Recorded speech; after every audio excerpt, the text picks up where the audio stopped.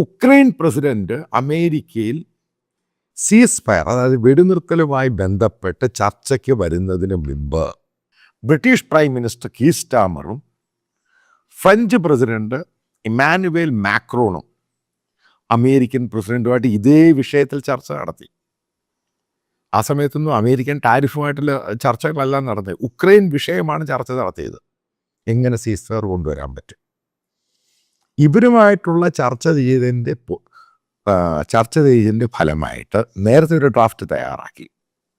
അതായത് ചർച്ചയ്ക്ക് മുമ്പ്, അതിനുശേഷം മറ്റൊരു ഡ്രാഫ്റ്റ് തയ്യാറാക്കി. ഏകദേശം 4ഓളം ഡ്രാഫ്റ്റ് തയ്യാറാക്കി ഇത് ഉക്രൈനിലെ പ്രസിഡന്റിൻ്റെ അടുത്ത് അയച്ചു കൊടുത്തു. അതിൻ്റെ കൂടെ അമേരിക്കയുടെ നാഷണൽ സെക്യൂരിറ്റി അഡ്വൈസറും ഈ ചർച്ചയ്ക്കായിട്ട് കീവിലുണ്ടായിരുന്നു.